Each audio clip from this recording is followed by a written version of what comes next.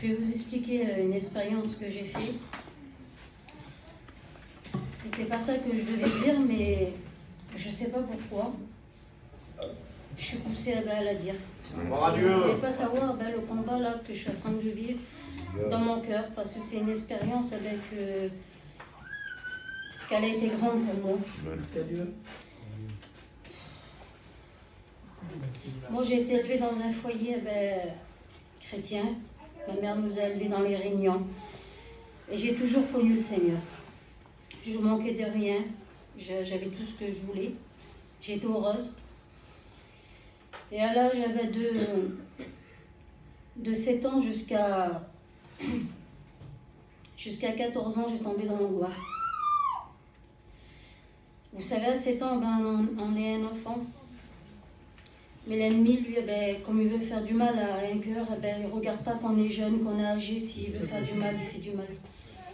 Et moi, dans mon cœur, là, l'ennemi m'avait fait beaucoup de mal. Et je ne comprenais pas parce que je disais, Seigneur, j'ai été élevée en toi, je grandis en toi. Et puis il m'arrive cette angoisse-là qui me tombait dessus. J'avais 7 ans. Et pendant 7 ans de temps, j'ai vécu cette angoisse-là qui ne partait pas de ma vie. Vous ne pouvez pas savoir, elle a détruit mon cœur, elle a détruit ma vie pendant 7 ans. Je ne dormais plus. Je ne dormais plus. Et puis ma vie était détruite. Et mon père est serviteur de Dieu, puis je disais à mon père, on pas prie pour moi, je ne suis pas bien. Puis mon père, il priait, puis il savait, il souffrait de ce que je suis en train de passer. Et mon père, il me disait toujours, ma mère, ma fille, il n'y a que Dieu qui peut faire quelque chose pour toi. Nous, on va t'aider. Mais il n'y a que le Seigneur qui peut t'enlever et te délivrer de cette angoisse-là. Et puis moi, je disais, ça sera quand? Et jamais. Je resterai toute ma vie comme ça. Je ne voulais plus aller m'amuser avec mes copines. Je me renfermais, j'étais renfermée chez moi, je fermais tous les volets, puis c'était comme ça. Et puis, jusqu'à un moment, j'ai dit à ma mère, j'ai dit, Oma, il faut que tu m'emmènes à l'hôpital, me faire passer des examens, parce que je suis en train de mourir. Et puis là, ma mère, elle, pour me satisfaire, elle savait que c'était l'angoisse, mais pour me satisfaire, en voulant dire, regarde, t'as rien, je vais t'amener. Et ma mère, elle m'a amenée, puis les docteurs, ils disaient, madame, votre fille, elle n'a rien. Elle n'a rien du tout, donc on va lui prescrire des traitements. Et ces traitements-là, qu'on va lui prescrire, j'avais 7 ans. Elle va la faire dormir toute la journée. Et là, ma mère, elle regardait le docteur, et puis elle disait, monsieur, j'ai mon mari qui prêche l'évangile, c'est un serviteur.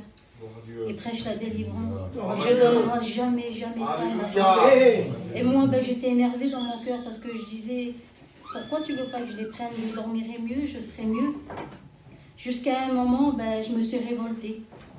J'ai dit, Seigneur, tu ne veux rien faire pour moi, tu me laisses dans ma situation, j'avais 14 ans. J'ai dit, Seigneur, ça fait 7 ans que j'ai eu ce moment-là. Là. Et je ne m'en sortirai pas, je te demande, et puis tu ne fais rien pour moi. Mais vous savez, quand un malheureux crie, le Seigneur l'entend. J'étais chez moi dans mon camping, et qu'est-ce que j'ai fait? J'ai pris une feuille, un stylo, et j'ai marqué un mot pour mon père, un mot pour ma mère, pour mon frère, ma soeur. Je leur ai dit que je les aimais, et puis je voulais mettre fin à ma vie. Pourtant, je le savais que si je faisais ça, que j'allais partir loin de Dieu, parce que je connaissais que ça n'allait pas. Mais tellement que j'en avais marre, l'ennemi me disait, vas-y, fais-le, tu seras mieux, tu vas dormir. Et puis dans mon cœur de jeune, 14 ans, j'étais prête à aller jusqu'au suicide. Et un jour, j'étais chez moi dans mon camping, et c'était le jour que je devais, on va dire, faire l'acte. Il est venu un serviteur de Dieu toquer à ma porte. Et puis il a demandé après mon père, et puis il a refermé la porte du camping. Et puis il est revenu. Puis il me dit, t'as rien à me dire? Et moi j'étais toute tremblante. J'ai dit non, j'ai rien à te dire. Et l'homme il me dit ce soir, il dit, il y a une réunion de jeunes. Viens, le Seigneur il a quelque chose pour toi. Amen. Et il a fermé la porte. Et pour moi dans mon cœur, pour le respect du serviteur, j'ai dit oui, je viendrai. Mais dans mon cœur, je ne voulais pas y aller parce que je disais, il ne va rien faire encore, il va me laisser dans mon état où je suis, je vais aller à la réunion pour rien. Et puis en plus, je dois faire quelque chose d'autre. Je dois mettre fin à mes jours. Donc je ne peux pas aller à la réunion. Et là, le Saint-Esprit m'a parlé dans mon cœur. Il m'a dit, tu sais que j'ai des projets de paix pour toi. Amen. Et là, qu'est-ce que j'ai fait? J'étais à la réunion.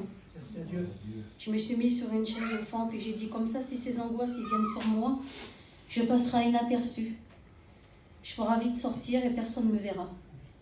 Mais si on passe inaperçu devant les hommes, devant Dieu, on ne passe pas inaperçu. On est dans souffrance qu'on passe.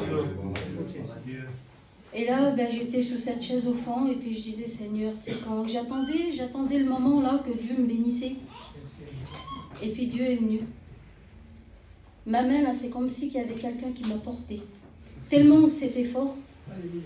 J'ai écouté les chaînes tomber de mes mains. Alléluia. J'ai cru qu'il avait rentré un enfant dans la réunion, qu'il s'amusait avec une chaîne. Et le Seigneur, il me disait, tu écoutes les chaînes qui tombent de tes mains et de tes pieds. C'est moi qui te délivre. C'est moi qui te délivre de ces angoisses qui te tiennent liées.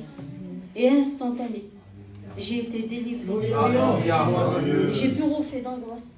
Et puis Dieu, oui, a eu des projets de paix parce que j'ai formé un foyer, j'ai 3 petits, ils sont en bonne santé, j'ai mon foyer qui sert à Dieu. Et je remercie le Seigneur pour ça.